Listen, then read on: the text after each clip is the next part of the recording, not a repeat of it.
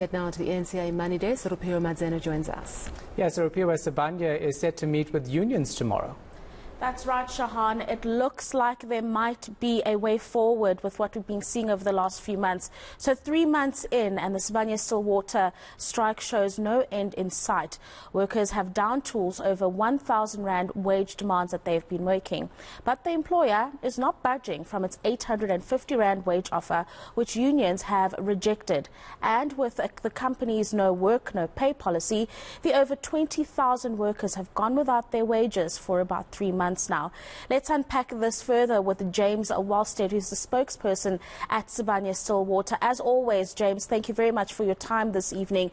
Let's maybe start with this meeting that is set to happen between yourselves, the Department of Mineral Resources, as well as the unions. Can you confirm on your side that this will definitely be taking place, and really what it is you're hoping to get out of this meeting, particularly because the department is going to be in it as well? Yeah, listen, the meeting will be taking place tomorrow. I'm not sure whether the department or representatives of the department will be in attendance. What the minister did is he has acted as a facilitator to try and get the two parties, being ourselves and then the striking unions, to continue engaging. As you mentioned, we had reached a bit of a stalemate and deadlock, and the intention is to start the dialogue again. Starting the dialogue again, James, what does that mean? Does that mean you will be giving the unions what they've demanded, because they have not budged from what they want, neither have you all? But if you're going to be restarting negotiations, is there a little bit of manoeuvring that could be done by Sibanye-Stillwater in this regard? We have made significant moves. We've been engaging with the unions since June last year. And over that 10-month period, I mean, we've increased our offer about 7 times. Towards the end of last year, the offer was about 450 Rand, and we're currently sitting at about 850 Rand. We think that the offer we've made at this point, which is our final settlement offer, is fair. It does take into account the current inflationary environment for employees. It amounts to about 7.8% increase for entry-level employees in year 1, 6.8% in year 2, and 6.4% in year 3. So it's higher than inflation, and it takes into account the pressures employees are facing. But it also takes into account the sustainability of the operations. We employ about 31,000 people at our gold operations, and anything higher than that could impact on the life of those operations, which would have implications for jobs. And obviously, in a country like South Africa, where unemployment is a major issue, we want to try and maintain employment as much as possible. The other factor that we need to consider is the potential impact on other stakeholders that rely on our operations, being communities, being small and medium enterprises in the communities around our mines, etc., which would also be negatively affected by any non-sustainable increases being agreed to. So these are the things that we've considered in our offer. We've made a number of moves to try and find an agreement that can work for everybody. But as you said, the unions have been very rigid in their demands and have not moved yet.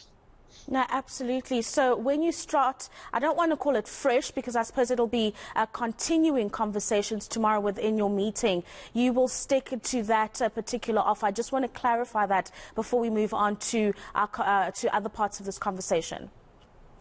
That's correct. Our offer, we've made it. It is our final offer, and we're hoping that the unions will come to engage progressively and openly and in good faith, and that we'll be able to find an amicable outcome. And if you don't find an amicable outcome, James, what happens? I mean, surely there is a little bit of empathy for the workers who've now been striking for about 3 months now with no wages. Yeah, unfortunately, our employees and colleagues and the union members are the ones who suffer the most in these kind of circumstances. And we are aware of the financial plight that they're facing. We have tried to alleviate that to some extent over the last 10 months. Before Christmas break, we actually paid them back pay of what we had offered at that point, which was 450 Rand, from November back to June, in order to give them something to go home with over the December period. And we did the same before the Easter break, where we paid them the 700 that we'd offered at that point back to June again.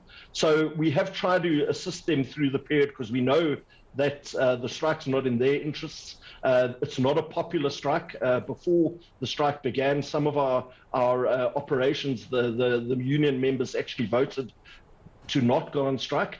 And we've certainly seen a move of striking employees who are resigning from AMCA and NUM and either joining other unions or just not participating in the strike. And that's a sign to us that the strike is not well supported. So we are hoping that unions will come to the table and try and seek a resolution to this before it really starts to impact badly on our employees and their families. James, how much revenue do you all get from your gold operations currently? Currently none. As the strike began on the 9th of March, and we locked out all employees, all unions on the 10th of March, and there's been no production since then. So there's no revenue coming in. What we are doing is obviously trying to manage our costs through this period. So on one hand, with a no work, no pay principle that applies in South Africa in these circumstances, obviously wages for the mines, the gold mines, comprise about 50% of our operating costs. So because the majority of our employees are striking, we obviously are saving quite significantly on wages. And then what we've tried to do is cut out as much of the other overhead costs as possible. So closing down sections of the underground operations, not refrigerating or ventilating them. So we've halved our electricity or power bill over this period and tried to minimize the cash impact of this strike so that we can maintain our operations. Right, absolutely. It sounds like there's been quite a benefit during the strike for those gold operations. James, I suppose what I was asking is the overall contribution to the gold operations to Sibanye-Stillwater. I think that's about 6%, if I remember one of your engagements correctly. I mean, if you're saving so much as you've just explained with the strike, and it's... has there been a conversation to just get rid of the gold operations and just focus on PGMs? The gold operations are really the base from which Sibanye began in 2013, and we've grown ourselves into an leading international diversified mining company from these assets. We still employ 31,000 people at these operations. So we've got a responsibility to our employees, to the communities, to the local businesses, etc. There are no natural buyers for deep-level gold mining assets in South Africa outside of other South African gold mining companies. And at this point, other than ourselves and Harmony, there are no real large gold mining companies in South Africa anymore. So we are committed to managing these operations the best way we can and in the most sustainable way we can, and hence the approach that we've had to take, because continually absorbing above inflation costs. We already have it from Eskom, where every year we've got double-digit cost increases coming through, and we cannot continue as an industry to absorb above inflation costs. There will be a consequence of that, and that's going to be in more job losses and more unemployment. And the economy needs to create growth, investment, and jobs in order to really grow. You've spoken about your responsibility to the workers, given that the gold operations were really the genesis of Sibanye. So then there's this argument that comes in then, James. We've seen Sibanye-Stillwater grow from strength to strength over the last 5 years alone, and that you've been able to create sustainable growth. So why not then just give the workers that 1,000 Rand that they're asking for, given the sustained growth we've seen in the mine? You've mentioned the various reasons that you've taken into account previously, but have you taken into account that the company has been on a steady upward trajectory for a while? So that's the group as a whole. We are engaging at these operations. The difference between our offer and what the unions have demanded. So 850 is what we've offered. The unions are demanding 1,100. That's 250 Rand differential over and the other demands that they've added to that. In addition to that, it counts for an additional 1 billion in our operating cost base or in our wage bill. And that's equivalent to about 40,000 Rand a kilogram in additional costs. And if you look at our results last year, our gold operation results, our operating margin was about 46,000 Rand a kilogram. So we effectively would wipe out any profit from that mine. And we cannot operate these mines at a loss. We also can't cross-subsidize them. We're in a cyclical industry where, you know, you look at our PGM operations, they're doing extremely well at the moment.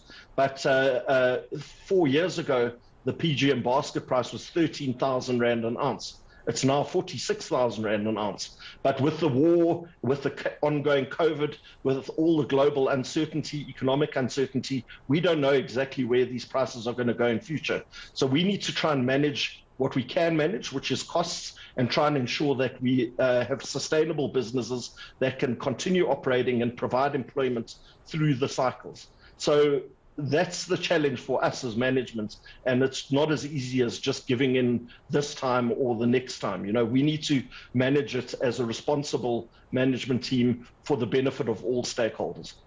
It seems as though everybody is going to remain within their position. James, thank you very much for your time this evening. James Wellsted, who's the spokesperson for Sibanye-Stillwater, talking to us about that meeting that is set to take place between the unions and the miner tomorrow. Everybody has got their position and they don't look like they're going to budge. But let's see what comes out of that meeting.